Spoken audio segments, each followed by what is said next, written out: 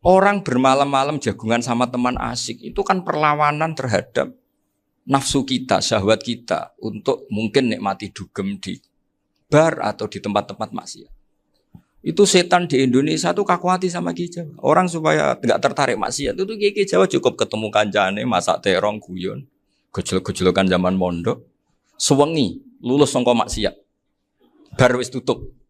Saya akan cerita sedikit tentang tradisi hujjah. Dulu lama itu kelihatannya sederhana, tapi kalau berargumentasi itu hebat. Tadi Gus Yofur menyebut kitab Mbah Hasyim itu mengharamkan kentong. Beliau masyhur itu punya kitab namanya Al-Jasus an Tahrimin Nakus. Intinya kentong itu haram. Secara dalil ini meyakinkan sekali karena ketika Rasulullah rembukan sama sahabat, kita dengan apa memaklumatkan orang kalau waktu sholat masuk. Ada sahabat yang usul pakai kentong. Dzaka lin nasara itu Nasrani. Ya pakai buk itu semacam trompet besar. Dzaka lil Yahud. Kemudian ada yang usul kalau gitu api ya Rasulullah dzaka lil Majus. Sehingga dari hadis itu Mbah Hasyim berpikir kentong itu haram. Tapi Mbah Fakih Mas Kumambang itu mengkritik Mbah Hasyim dengan ngarang kitab Hazruus an Tahrimin Nakus. Jadi beliau komentari kitab itu sambil geleng-geleng kepala. Kitab kok keliru nganti ngono itu. Jadi cara pikirannya siapa Ki Fakih. Kentong di Indonesia itu kanggo wedhus dicolong gitu. Pos kampling gitu. Kalau ada banjiran ya kentong, ada maling ya kentong. Jadi enggak ada persamaan sama sekali dengan kentong yang milik orang apa? Nasrani. Sehingga di pondok saya itu ada kentong tapi jelek sekali. Karena itu satu-satunya cara supaya beda dengan kentong yang di gereja. Kalau elek kan mirip kentong di pos kampling. Itu ya agak-agak ilmiah sedikit. Dulu ceritanya Gus Yofur itu saya teruskan. Itu singkat cerita, itu kalau yang di kejadian di Termas itu Mbah Dimyati sudah nyuruh semua kentong disembunyikan karena mau ada Mbah Hasyim. Cerita itu mukarrar di Kiai Fakih sama di Kiai Dimyati Termas. Setelah kentong dikumpulkan semua, Mbah Hasyim datang, senang, ngiranya Syekh Dimyati ini sependapat dengan beliau, yaitu sama-sama enggak ada kentong. Tapi setelah itu ada santri yang matur, Mbah Dim pun beres kentong pun kula delikno sedanten. Itu di depan Mbah Hasyim. Jadi GR-nya Mbah Hasyim bahwa Mbah Dim itu sependapat akhirnya hilang. Ternyata ini akal-akalan tuh gitu. Karena santrinya matur, Mbah Dim pun beres sedanten kentong beduk sudah disingkirkan. Itu di depan Mbah Hasyim. Saking lugunya santri, nah saking ikhlasnya agak ngerti mahalus syahid ini adalah Mbah Hasyim. Saya mau meneruskan cerita Gus Yofur. Dulu, ini cerita dulu. Dulu Mbah Mun ngaji di Lirboyo, tapi Kiai Makhrus ngaji sama Kiai Khalil Harun. Kiai Khalil Harun itu adik juga sekaligus muridnya Mbah Umar Harun. Mbah Umar Harun itu generasi kedua setelah Mbah Ghazali. Beliau menantunya Mbah Ghazali, tapi ya sudah ponaan. Sehingga tradisi ini penting karena saya berkali-kali bilang di mana-mana. Status orang tua dan mbah itu adalah terserah anak cucunya. Bukan terserah mbahnya, tapi terserah anak cucunya. Saya tidak akan bosan mengingatkan ini.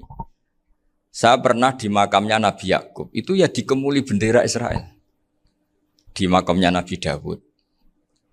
Nabi Ibrahim juga dekat sinagog. Sehingga Quran membela Nabi Ibrahim disebut maka anak Ibrahimu Yahudiyya wala Nasraniyya. Karena ketika beliau berposisi di Israel, kemudian penguasanya adalah Yahudi, bisa saja makam ini ditulisi dan distatuskan ala Yahudi. Ya seperti Nabi Yakub. Nabi Yakub itu nabi yang kita yakin tentu berkeyakinan beliau orang baik, orang muslim, orang mukmin, tapi karena di desain mereka ya dikemuli bendera Israel. Dan disebut Abul Yahud. Karena kita tahu nama lain dari anaknya Nabi Yakub adalah Yahuda bin Yakub bin Ishak bin Ibrahim. Sehingga perasaannya orang Yahudi menjadi Yahudi itu yang ngikuti mbah-mbahnya. Nah khawatir saya ketika buyut-buyut kita kaya. Buyut saya itu orang kaya dulu, namanya Mbah Durrahman. Itu kaya sekali, tanahnya banyak. Dulu cerita Mbah Hasyim ya kaya sekali. Mbah Maksum juga kaya. Mbah Abdul Aziz juga kaya. Karena dulu itu inginnya kiai itu yo ketok sugih lah, gak ngel-ngelo santri. Tapi nanti kalau cucu-cucunya sudah ndak alim, itu ndak dianggap punya tanah itu karena untuk fasilitas santri. Aku tak kedonyan, mbah-mbahku ya kedonyan. Buktinya tanah yombo. Karena dia akan menafsiri sesuai cara berpikir. Makanya sanad keilmuan yang diceritakan Gus Zofir itu harus diulang-ulang. Kalau nggak diulang-ulang, maka kita akan berpikir sendiri untuk menafsirkan masyayikhonal kiram atau ajdadanal kiram. Nah, ini yang bahaya, yang sering Quran mengingatkan. Jadi ada status yang disematkan oleh anak cucu kayak orang Yahuda tadi. Yahuda bin Yakub bin Ishak bin Ibrahim itu menstatuskan mbah-mbahnya yang bernama Ibrahim itu Yahudi. Sampai Quran sendiri yang bela makana Ibrahimu Yahudi wala Nasrani. Karena secara geografis sekarang Ibrahim di Israel dan otoritas itu juga milik mereka sehingga mereka bisa masang-masang atribut yang menunjukkan kalau itu Yahudi. Beberapa al-alim al-alamah yang minnah itu sudah wafat dan kadang-kadang zuriyahnya itu tidak kita. Kalau sekarang orang bahasakan kubu sebelah. Akhirnya ya nggak boleh dikholi, nggak boleh diziarah. Terus seakan-akan yaktaduna bi ra'yi, seakan-akan mereka berpendapat dengan pendapat syekh ini padahal enggak. Nah, sehingga tradisi ketersambungan sanad tadi baik secara genetik atau secara asbab itu harus terjaga. Saya beberapa kali banyaklah sering diceritain Mbah Mun. Dulu Mbah Munawir ini cerita ya, Mbah Munawir itu saking senenge kitab, ben santri ini so ngaji kitab. Itu kalau ada alumni Lirboyo, alim disuruh baca muin di sini itu Mbah Munawir ikut. Saking ingin tasjeknya, ingin ngajari santri bahwa ngapal Quran itu hafal tok, tapi yo paham. Dan penggalinya Mbah Munawir itu sampai klimaknya dulu Mbah Zaini itu nate nikah sama Nyai Komariah kalau nggak salah, binti Karim, binti Manap. Punya putra Gus Habib, Gus Toha yang diantara putrinya dinikahi Gus Rozin. Terus akhirnya kesampaian juga ketika Mbah Munawir punya mantu alim alama namanya Mbah Ali Maksum, angsal Nyai Hasyimah. Sampai Pondok Kramjak makruf bil ilmi, terutama ilmu sorof dulu karena Mbah Maksum itu komplain, fa'ala ya fulu kok terus fa'lan ya fa'ala ya fulu ya uful gitu kan. Masuk fi'il kok jejer isim gitu. Jadi dulu kata Mbah Mun itu ada persaingan ilmu sorof, sorofnya Mbah Maksum Ali Kuaron sama Mbah Ali Maksum Jogja. Jadi wali antok yang satu Maksum Ali Kuaron, yang satu Ali Maksum. Ya itu dulu saingan ngarang sorop. Nah ini yang menang siapa? Ya terserah duriannya. Kalau duriannya keren ya menang karena terserah yang kampanye. Saya bayangkan adekan Mbah Zubair tidak punya anak sealim Mbah Mun. Mungkin kalau Mbah Zubair juga tidak sewow kalau punya putra Mbah Mun. Karena saya berkali-kali bilang kalau dalam syair Arab itu kama takarroma kadang dilafatkan kama tasyarrafa bi Muhammadin adnanu. Orang berpikir Adnan itu siapa? Itu karena ada Nabi Muhammad SAW. Orang mencari-cari Mbah Mun itu mencari Mbah Zubair karena ada Mbah Mun. Orang mencari Mbah Dahlan karena ada Mbah Zubair. Wong kok alime ngono iku bapake sapa? Wong kok alime ngono iku putune sapa? Tapi kalau kita ini sudah ndak alim, ini orang sudah nggak tertarik nyari-nyari leluhurnya karena dianggap selesai. Jadi yang dengan tanda kutip yang menghabisi mbah-mbahnya itu ya mesti cucunya. Ini mau ngamuk, mau peringatan, tapi ini juga peringatan pada diri saya sendiri. Jadi sehingga zuriyah ini penting. Kenapa para nabi mesti donga zuriyatan thayyibah? Kenapa selalu berpikir tentang zuriyah? Wa ja'alaha kalimatam baqiyatan fi aqibi. Karena zuriyah ini yang nanti bisa menstatuskan leluhurnya. Seperti tadi cerita Mas Maftuh ini tak puji betul. Saya hari ini tidak ingin gojlok. Supaya kewalian saya tidak tergerus oleh kedoliman. Saya pernah diceritain Gus Zofur juga sering baca buku tentang Mbah Maksum. Dulu Mbah Maksum kalau wasiat kembali ya gitu. Kamu harus NU dan harus mempertahankan NU. Tapi tidak dengan cara membenci Muhammadiyah. Dulu Mbah Mun juga sering cerita. Dulu Mbah Hasyim itu ngaji Syekh Mahfud.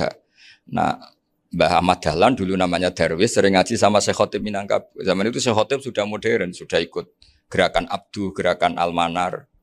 Sehingga bawaannya Mbah Ahmad Dahlan ini agak agresif. Yang Mbah Hasyim karena hanya mulazim di Syekh Mahfud, hanya sesekali ngaji Syekh Khotib, beliau lebih seperti itu.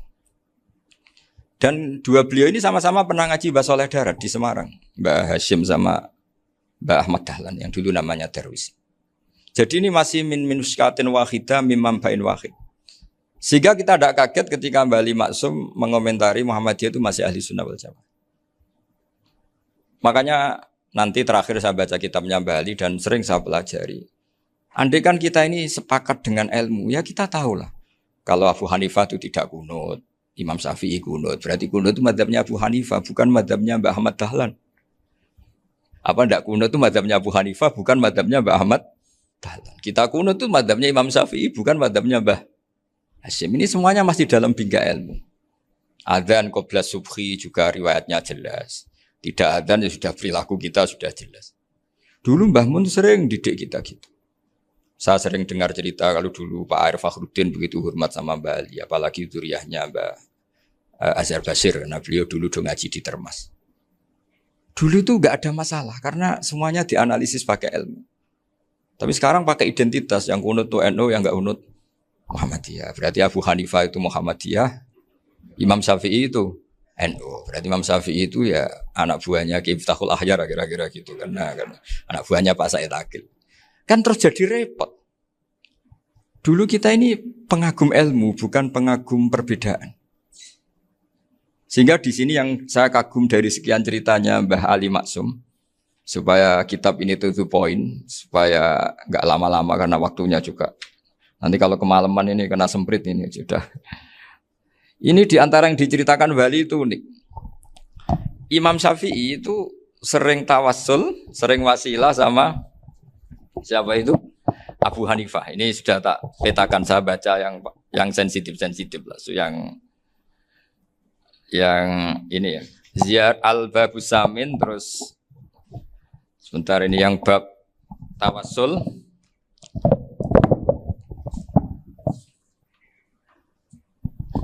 Ini di sini halaman 90, mungkin santri-santri kerap ya bisa ngecek lagi di kitab Hujatul Ahli Sunnah.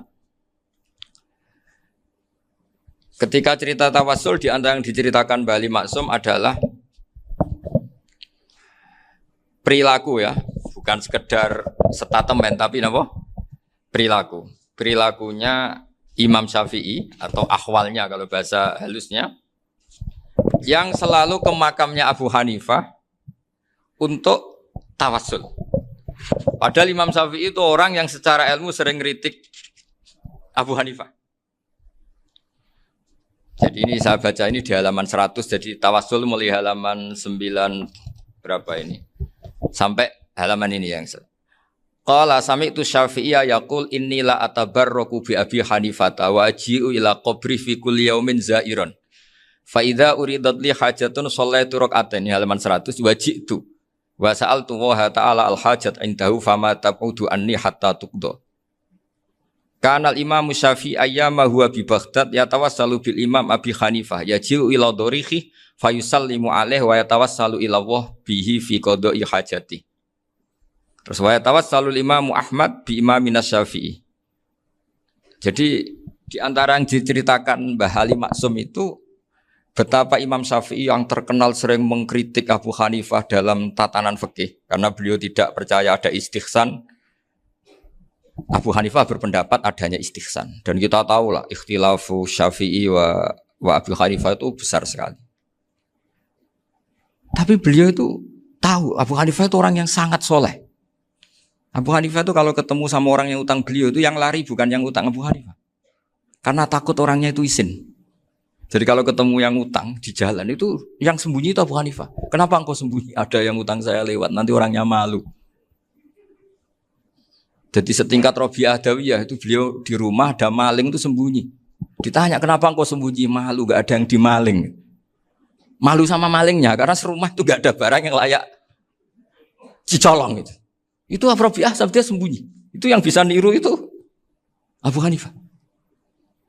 Jadi wali-wali besar ini ternyata saling menghormati dan saling tawassul. Nah saya berharap tawassul ini bukan sekedar perilaku sosial, tapi memang ada sanadnya. Sehingga terus diceritakan Bali di sini dulu istaqa Umar bil Abbas. Kata siapa tawassul harus dengan Rasulullah SAW? Dulu istaqa Umar bil Abbas. Sayyidina Umar itu tawassul istisqa dengan Sayyid Abbas. Padahal kita tahu Sayyid Abbas ini tidak nabi. Terus beliau cerita sampai Imam Syafi'i tawassul sama Abi Hanifah. Sehingga nggak ada perdebatan itu kan Umar. Kalau Umar kan ada jaminan boleh diikuti karena beliau sahabat. Bali cerita tentang Imam Syafi'i yang tawassul dengan Abu Hanifah. Seargumentatif itu.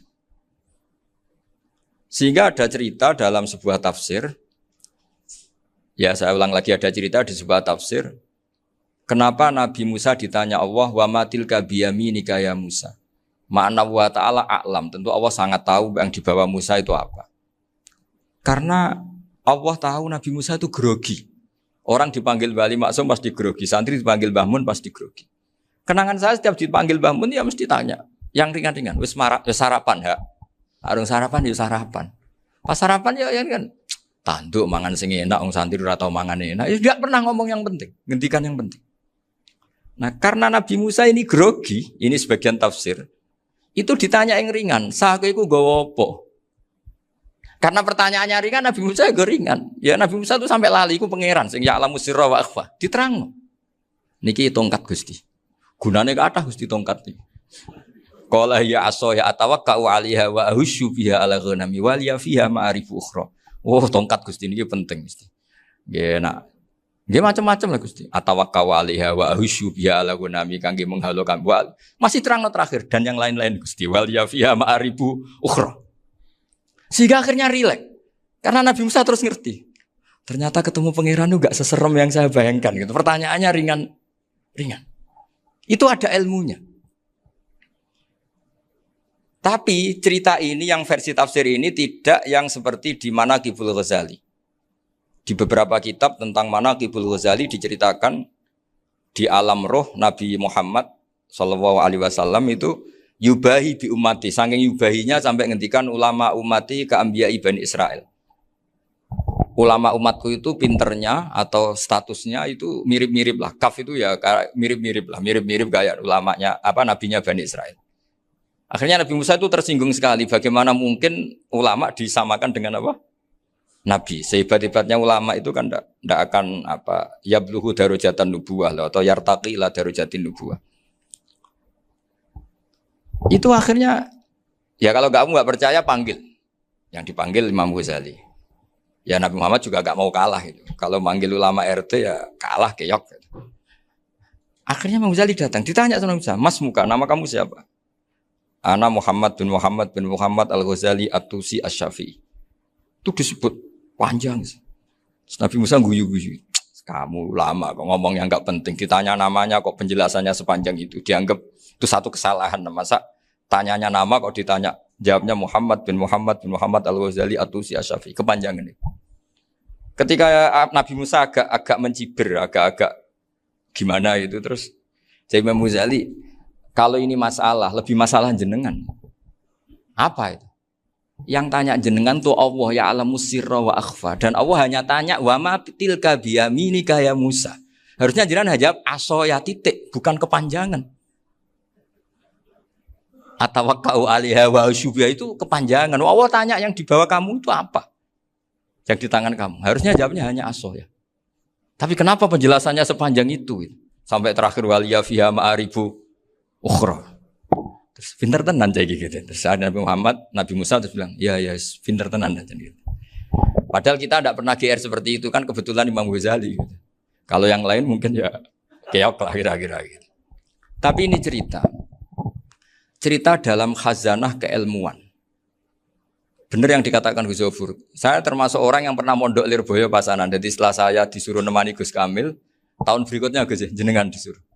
Pokoknya anakku mbok sak wulan lah kudu tahu mondok Lirboyo. Piye-piye aku tahu ngaji Wakarim. Terus yang disuruh mbaturi Gus Kamil itu saya. Jadi saya pernah 1 bulan tuh di Lirboyo.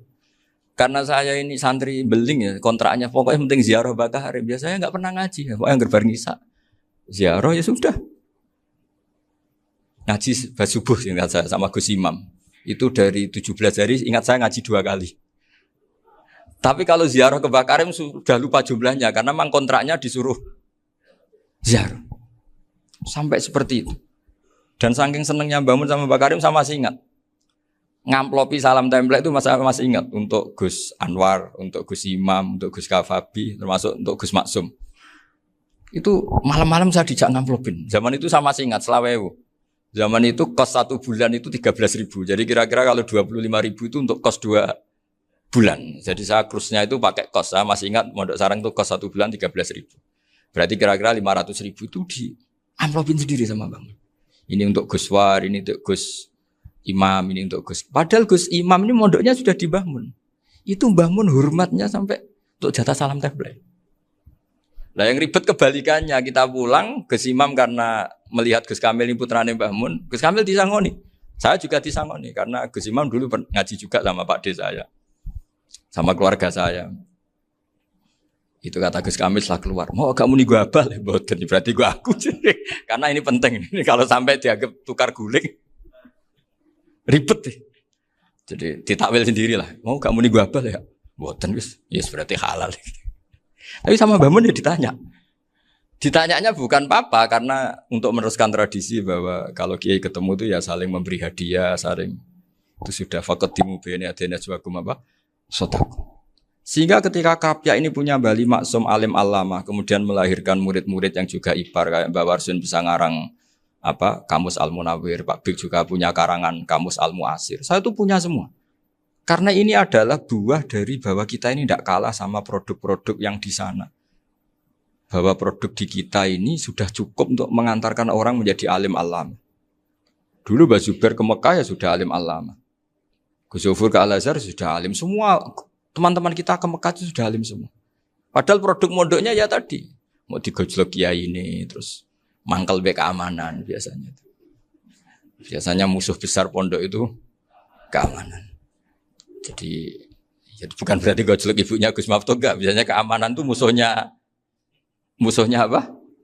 Banyak. Itu tradisi keilmuan itu harus dijaga dengan hujjah dan dengan tadwin, dengan pembukuan. Saya punya sekian cerita ya, misalnya dulu kita mungkin iskal itu janggal. Kenapa sih orang Islam tukaran sama orang Islam? Sehingga di antara doa Nabi yang enggak dikabulkan Allah, enggak boleh dikabulkan sama Allah enggak boleh, bukan berarti enggak mustajab. Redaksinya famana aniha, memang enggak boleh. Redaksinya bukan falam yastajib lahu tapi famana aniha. Di Al-Marrah As-Salisa ini Nabi dilarang, yaitu melarang umat Islam itu jangan sampai tukaran sama umat Islam sendiri. Itu kata Allah, ya tidak bisa kata Allah, kalau itu tidak saya kabulkan. Itu dulu guru-guru kita nyontohkan sederhana. Kira-kira kalau saya tukaran wek Gus Zofuru, Mbah Mun luwih ikhlas dibanding ditukari wong liya. Nak ana kakak ditabuk adik, wong tua luwih ikhlas dibanding ditabuk tangga. Barokahnya membaca kita lebih mentoleransi. Kalau ada Mbah Hashim dikritik Mbah Fakih Mas Kumambang, kita ikhlas itu. Tidak dikritik guru PAUD, itu kan. Atau dikritik orang-orang yang nggak bisa ngaji. Artinya ternyata keliru kita bilang kiai kok tukaran. Justru bagus kiai tukaran. Dibanding kiai dikritik guru PAUD atau dikritik orang-orang yang nggak bisa baca kitab. Akhirnya barokahnya baca kita menjadi tahu. Dulu Mbah Mun sering cerita, ini masih cerita silsilah ya. Jadi Bali Maksum tadi kita tahu di antara guru besarnya Bali Maksum tentu Mbah Mahfud Termas. Beliau adalah adik dari Kiai Mahfud Termas. Mbah Dimyati ini adik Kiai Mahfud Termas. Itu punya saudara namanya Abdur Razak, juga punya saudara namanya Dahlan. Itu yang membawa Thariqah Syadziliyah di Solo Raya. Yang sekarang alhamdulillah diteruskan Gus Wafi. Dulu di antara pesannya Mbah Mun ke saya, hak Wafi kandani kon ziarah ning Mbah Dimyati. Mergo Thariqah Syadziliyah dulu itu yang bawa keluarganya Mbah Dimyati. Jadi semuanya ini masih dzurriyyatan ba'duha min ba'd. Nah pesan saya karena tadi Mbah Munawwir yang termasuk orang pertama yang bawa Quran, bawa qiraah sab'ah. Kenapa saya bilang termasuk? Karena kalau bilang paling pertama ini nanti butuh data. Dan itu agak kerepotan lah. Tapi yang jelas mimman istahara lah. Mimman istahara yang membawa sab'ah ke sini itu adalah Mbah Munawwir. Terus beliau ngajarkan diantaranya ke Mbak Arwani, pakai kitab Satibi, pakai kitab Nazmus Satibi. Terus Nazmus Satibi itu diteruskan oleh Mbak Arwani, ditulis. Yang nulis dulu Mbak Dola Salam. Bapak saya itu murid Mbak Dola. Dulu Mbak Dola sebelum ke Mbak Arwani ngaji sama Ki Said di Sampang. Bapak saya sebelum ngaji di Mbak Dola sudah hafal Quran lewat buyut saya sendiri namanya Ki Zubaidi. Yang Ki Zubaidi akhirnya jadi menantunya Mbak Ahmad Su'eb. Jadi buyut saya kandung ini namanya Sofia, itu angsal keluarga Lasem yang adiknya. Sofia ini punya adik Badi'ah yang jadi ibunya Ki Sahal. Terus Ki Sahal punya Mbak Yu namanya Muzayanah, punya di Garwo Ki Mansur punya anak Gus Qayyum. Jadi dulu ibu saya, ibunya Gus Sofur, ibunya Pak Maftuh itu semuanya di Lasem. Karena saya dari keluarga Gen ya Lasem, dari keluarga sanad guru ya Lasem. Tapi Lasem Bahdawi itu dulu ngajinya di Mbah Umar Harun di Sarang. Nah, Mbah Umar Harun ini menangi Sayyid Ahmad Zaini Dahlan. Sayyid Zaini Ahmad Zaini Dahlan ini punya cucu keempat yang hidup di Sedan. Terus makamnya di Lasem. Namanya Habib Haidar. Itu yang nulis biografinya Mbah Maksum. Mbah Maksum bukan Bali. Biografinya Mbah Maksum. Itu ditulis oleh Habib Haidar. Namanya Haidar bin Hasan bin Sodaqoh bin Ahmad Zaini Dahlan. Nah, Habib Haidar ini menantunya Sayyid Hamzah Sato. Hamzah Sato itu Hamzah bin Abdullah bin Umar. Itu kakaknya Sayyid Abi Bakar Sato, Sohibul I'anah. Nah, Sayyid Umar ini yang dulu ngajari mbahnya Mbah Mun namanya Ahmad bin Su'aib. Nah, di antara ajarannya adalah baca kitab-kitab kecil yang bisa dihafal. Dibawalah ke sarang jadi metode muhafadzah. Tapi kemudian lama-lama oleh pondok itu jadi syarat kenaikan kelas. Dulu gak ada muhafadzah untuk kenaikan kelas ya, supaya orang alim itu harus hafal. Lama-lama dipakai syarat untuk muhafadzah. Jadi semua ini sanad harus kita ingat supaya kita bisa menjaga tradisi. Termasuk tradisi ini kiai seneng jagungan, terus ngomong ra penting. Itu juga sanad. Setahu saya Mbah Mun itu kalau ketemu bapak ya guyon terus. Saya punya kenangan tuh yang dulu agak iskal tuh begini. Ada isu lah, entah isu entah hoax entah apa, ada kaji itu agak beling itu, pokoknya beling lah. Seneng siapa itu, rondo lah apa.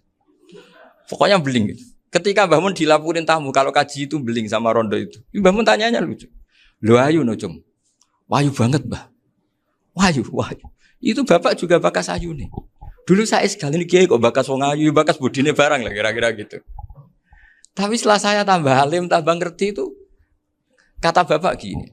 Ya apik bakas ayu hak timbang iya no malah qadzaf. Ternyata seni. Sekali Mbah Mun atau bapak bilang, "Waji kok zina kaji," maka larinya ke qadzaf. Maka menghindari bahasa menuduh, ngomong yang enggak penting. Lho ayu no. Jadi kiai dulu tuh orang sok suci tapi menghindari hal-hal yang jadi punya seni untuk ngelola kehidupan. Orang bermalam-malam jagungan sama teman asik itu kan perlawanan terhadap nafsu kita, syahwat kita untuk mungkin nikmati dugem di bar atau di tempat-tempat maksiat. Itu setan di Indonesia tuh kakuati sama Ki Jawa. Orang supaya tidak tertarik maksiat itu Ki Jawa cukup ketemu kancane masak terong guyon, gejol-gejolokan zaman mondok, suwengi lulus sangka maksiat. Bar wis tutup. Perlawanannya sederhana, enggak pakai tahajud, enggak pakai wiridan karena Ki Jawa juga koyoke rapati potongan ahli ibadah gitu. Itu jagungan. Jadi setahu saya itu pernah lihat Bali itu sekali ketika beliau ngisi ceramah di Mbah Hamid Bedowi. Saya masih kecil diajak bapak. Dulu kalau bapak ngelihat Bali sama Mbah Hamid itu mesti nangis. Karena dua orang alim bertemu. Yang akhirnya ya bisanan itu. Mbah Hamid punya anak Gus Nasih, di sini ada Mbah Nafisa, terus jadi Mbak Salih Hindun itu. Jadi dulu itu ya guyon terus ketika ketemu. Itu yang sering bodoni Mbah Hamid itu ya Ki Bisri. Ki Bisri itu kalau datang ke Ki Hamid Pasuruan, nak wali tenan aku teko ditatakno mangan. Jadi ukurannya ya. Ternyata sampai sana dikei mangan tenan. Masih belum mengakui, kan nak wali tenan aku kiai rung di mobil, dongakno aku di mobil. Sudah kalah satu seri itu masih gak terima. Lalu itu Mbah Hamid akhirnya berdoa, ayo monggo, mungkin-mungkin Ki Bisri gak ada mobil. Itu setelah didoain masih tanya, mereknya apa merek? Jadi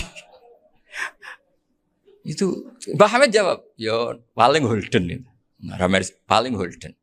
Itu nyari mobil itu ya adalah dapatnya Holden. Suatu saat Mbah Bisri diundang Mbah Hamid gak dikasih bisar, karena utangnya sudah banyak Mbah Hamid, Mbah Bisri ini utang doa tadi. Itu ya gak dikasih besar ya gak mau kesang apa-apa kelambimu kayak aku. Didol sama muhibbinya Mbah Hamid. Itu harganya melebihi jatah bisaroh. Ketemu Mbah Hamid. Kang, susu Kang, mergo. Jadi dulu itu rileks, makanya ini yang diceritakan ke Zofur. Sebetulnya kalau kiai-kiai itu bersanad itu ya rileks, hidupnya itu rileks.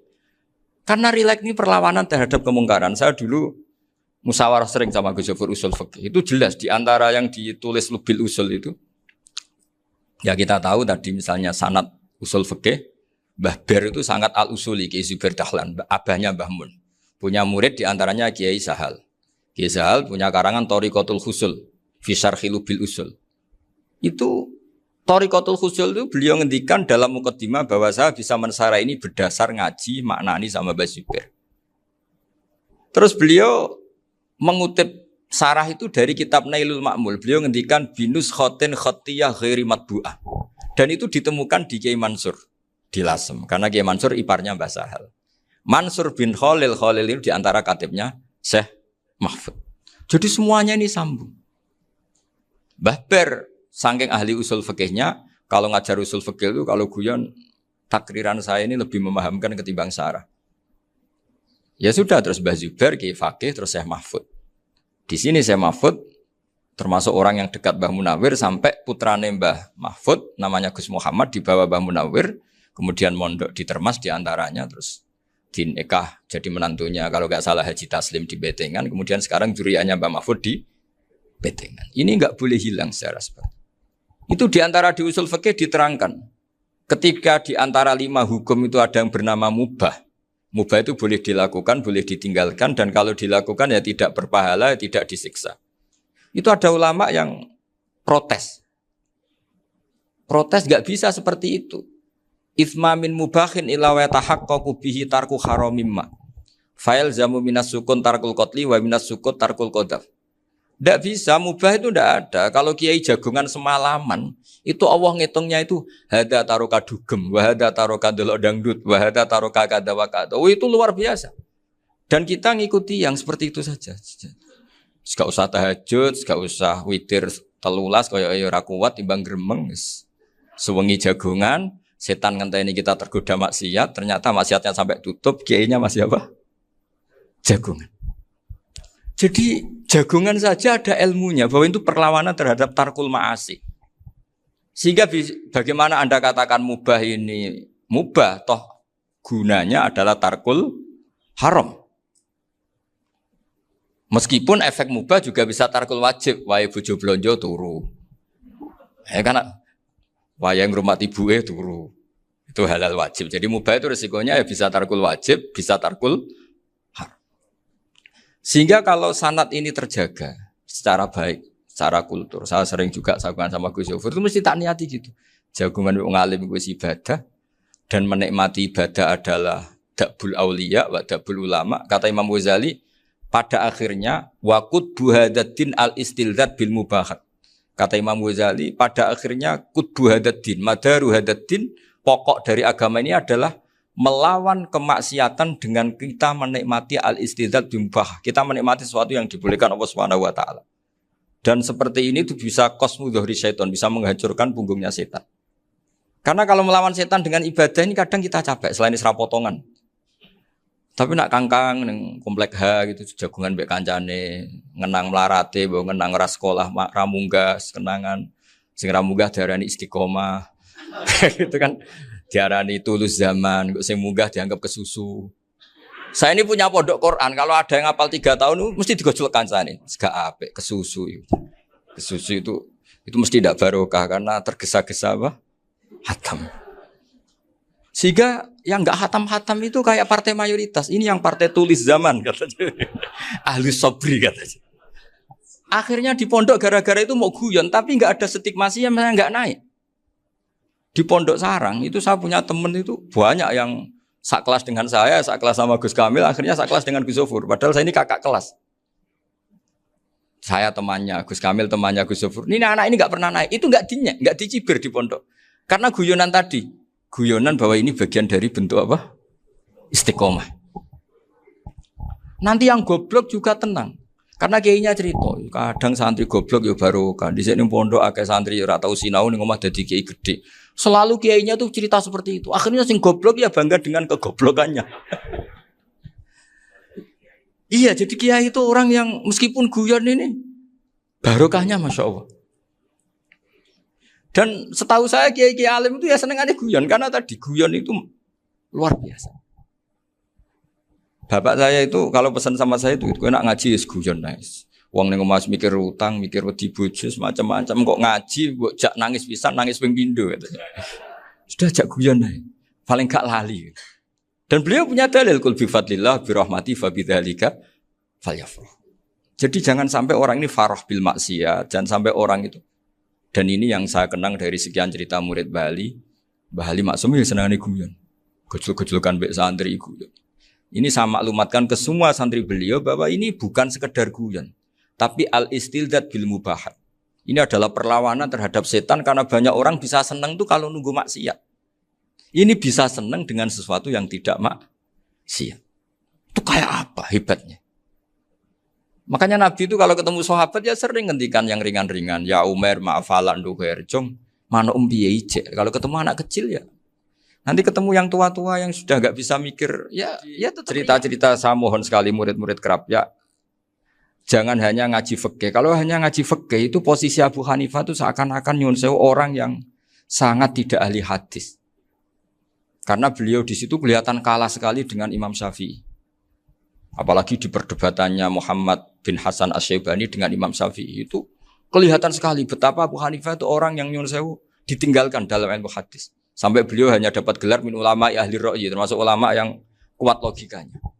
Juga harus baca kitab-kitab seperti ini. Ternyata di balik Imam Syafi'i mukhalif pada beliau di bab-bab fikih, perilakunya sangat hormat. Sampai beliau tuh kalau tawassul ke kuburannya Abu Hanifah. Dan beliau ngendikan an-nasu fil fiqhi iyalun ala Abu Hanifah. Semua orang yang ahli fikih itu masih anak buahnya Abu Hanifah. Saya berkali-kali cerita, mazhab Syafi'i itu alatut tadhir hanya dua, yaitu alma wa turab. Abu Hanifah nambahi wanar.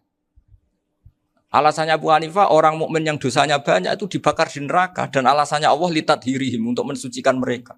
Sehingga pikirannya Abu Hanifah, an-nar itu min alatit tadhir. Apa yang terjadi ketika bata itu batu bata yang dibakar, di situ campur teletong, campur apa-apa. Itu kalau sudah mazhab Abu Hanifah selesai, sudah suci. Karena sudah ngelewatin pembakaran. Meskipun kita tidak akan kalau kehilangan air terus wudu dengan api, bisa bunyak semua itu. Tapi apapun itu menjadi solusi. Sehingga saya punya kitab namanya Ikhtilafu Malik, Ikhtilafu Malik wa Abu Hanifah atau Ikhtilafu Syafi'i ma Abu Hanifah. Itu kelihatan sekali kalau Abu Hanifah itu nyuruh posisinya kalah. Karena yang ngarang orang-orang Syafi'i. Tapi kalau melihat kitab-kitab kewalian, misalnya di kitab Mizan Kubro ini juga sering disebut kisah itu Mbah Ali Maksum tentang Imam Sa'roni. Berkali-kali beliau mengutip Mizan Kubro. Itu Abu Hanifah adalah orang yang sangat mukasyafah. Artinya ketika Nabi cerita air wudu itu menjatuhkan dosa, tidak ada air wudu yang jatuh ke kamu kecuali saat itu juga dosa kamu jatuh. Itu beliau datang ke Madharota Kufah. Kemudian beliau bilang sama si orang tua tadi, tub anizina. Orangnya terus bilang atubu minazina. Ada lagi pemuda datang dibilangin tub an ukuki walideka. Terus bilang tub tu an ukuki walidaya. Sampai yang terakhir ada tub an simai alatilahwi atau an samai alatilahwi. Terus tub tu an samai. Ketika orang itu ditanya, kenapa engkau begitu tahu dosanya apa? Saya tahu air wudu ini menjatuhkan apa.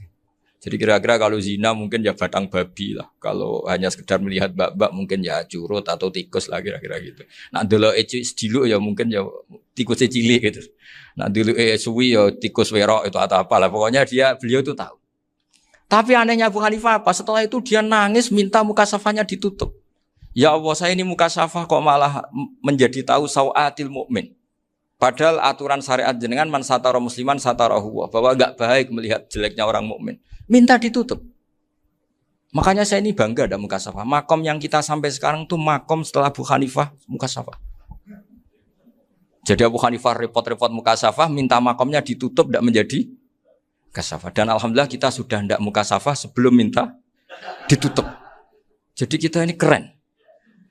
Keren karena aturannya itu man satara musliman satara huwa, yang tidak tahu aibnya orang muslim maka Allah akan nutupi aibnya di akhirat. Dan kita alhamdulillah barokahnya tidak mukasafah, tidak ngerti aibnya orang mukmin.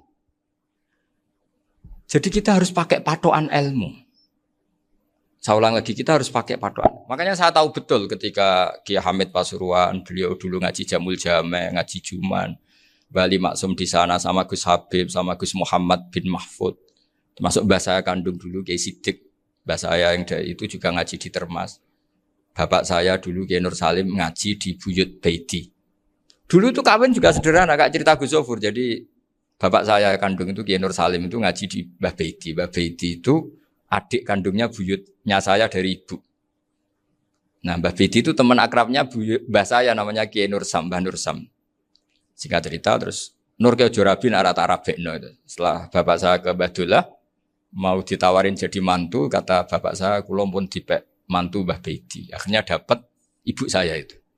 Karena ibu saya itu cucu Mbah Bedi, cucu lambung. Jadi mbahnya ibu saya itu Mbak Yunya Mbah Bedi. Namanya Mbah Sofia tadi yang dapat Mbah Idris itu. Yang Mbah Idris ini bin Umar. Ya Mbah Umar yang mbahnya Mbah Hamid itu. Hamid bin Abdul bin Umar. Kalau bahasa itu Fatimah binti Idris bin Umar. Dulu kecilnya Mbah Idris namanya Abdul Khalik. Kalau kecilnya Mbah Hamid namanya Abdul Mukti. Kalau kecilnya Mbah Maksum namanya Muhammadun kalau nggak salah. Dulu itu orang dulu itu namanya dua-dua karena diganti ketika musim apa? Haji. Jadi ini terjaga. Sehingga tidak ada ceritanya kiai-kiai yang jagongan kemudian santrinya itu yang agak-agak khawarit.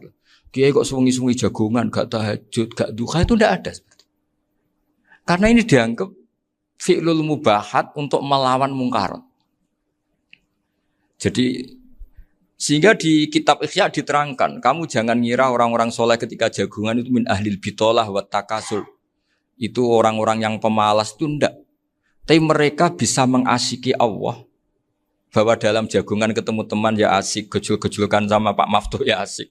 Dan keasikan ini bentuk perlawanan terhadap keasikan harus dengan maksiat. Itu kayak apa kalau kita ngaji sampai seperti itu. Termasuk tadi yang diceritakan Pak Maftuh kitab Hunyah. Semoga beliau cerita juga pernah belajar. Saya pernah belajar kitab Hunyah khatam. Itu diantara yang diceritakan Syabdul Qadir Al-Jilani. Tadi kata beliau Al-Jilani dipakai Jim Al-Jilani. Ini agak beda dengan kita. Mbah Zubair itu punya kitab namanya Al-Qolaid Al-Uluyah. Beliau menfatwakan nama-nama ajam itu kamu bebas. Ajamiyun fasna' bihi masyita. Sehingga kita kalau punya kiai harus mau qolal ustukhri. Sehingga mau qolal istukhri. Tirmidzi juga nasibnya sama. Qolat rawahut Tirmidziyu. Sing sitok rawahut Turmudziyu. Yang satu rawahut Tarmidziyu. Ya karena kita keluarganya Tarmidzi apa enggak gitu. Makanya kata Mbah Mun sama masih ingat. Kata cerita Gus Zofur tadi, adabnya Gus Zofur itu cerita tentang keluarga ibunya. Padahal keluarga ibunya juga orang-orang soleh yang luar biasa.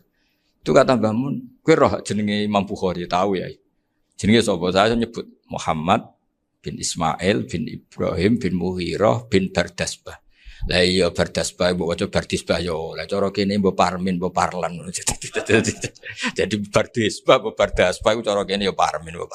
Iku rak Mbah Fadl Senori, dadi kabeh diwaca Arab. Jenenge Mbah Umar Harun. Dhisik yo wong Sarang, Mbah Harun, Mbah Kiro nang yo ora roh, dhisik yo wong kuno. Jadi kalau versi Mbah Fadl, termasuk yang pertama bikin nasab Mbah Maksum itu tulisannya Mbah Fadl yang dikutip Habib Haidar tadi. Ya saya seperti Gus Zofur juga mencari-cari hubungan ulama-ulama di Jawa. Itu Mbah Mun itu kalau bicara mbahku ono sing jenenge Kiai Serut. Kalau ditulisannya Mbah Fadl itu Sarof. Jadi Mbah Fadl itu fanatik orang-orang alim itu ditulis Arab, kalau Mbah Mun itu Jawa. Dulu tuh ada wali seto di daerah saya. Dulu orang ya janggal, ternyata ada sato itu kesamaan di Arabnya itu. Sato. Sehingga kiai-kiai itu ada fanatik Tirmidzi, Turmudi, Tarmidi, Jilani, Jailani karena ajamiyun fasna bihi masyita. Jadi kalau nama-nama ajam monggo lah baca sekenanya sementing. Cuma mungkin tahqiqnya benar Pak Maftuh tadi. Memang di Mu'jamul Buldan itu Al-Jilani Bikasri Jim ya sudah kita baca Al-Jilani. Sebab itu kayak Pondok Pelosok Lirboyo itu menurut saya bagus. Orang itu maknani betul sama gurunya. Kalau Sarang enggak. Kalau Pondok Lirboyo, pondok yang tadi ternyata keluarga Mbah Munawir sini pernah bisanan yaitu Mbah Zaini pernah nikah sama Nyai Komariah ya kalau enggak salah, punya putra Gus Habib ya, Pak Toha dan sebagainya. Itu betapa hubungan pondok Quran sama pondok kitab dulu itu enggak pernah terputus. Bapak saya setelah hafal Quran itu dulu ngaji Mbah Zubair. Jadi bapak saya sering ngutip mu'en apa. Padahal bapak saya itu terkenal tuh. Beliau cita-citanya itu saya ingin hafal Quran kayak hafal Fatihah. Beliau itu sampai sepulahnya sekali. Karena beliau inginnya hafal Quran kayak hafal Fatihah. Termasuk murid terbaiknya Mbah Dullah bapak saya. Itu ya ngaji kitab. Sehingga kata Mbah Mun, jadi Mbah Munawir de mantu Bali Maksum. Itu ya sudah dipenggali. Sudah dipenggali dituruti pangeran. Lahirlah seorang Bali Maksum yang membawa. Jadi dulu itu ya Gus Muhammad yang ngaji di Termas, nanti Mbak Arwani sebelum ngaji di sini ngaji di Tebu Ireng. Sehingga Mbak Arwani bisa ngarang kitab. Beliau ngarang kitab tentang Sab'ah. Faidul Barokat namanya. Ya nulisnya ya fasih ya. Saya punya tulisan tangannya Mbak Arwani itu banyak. Saya juga punya tulisan tangannya Mbak Hasyim Asy'ari ketika nyurati buyut saya yang di Damaran itu pakai bahasa Arab.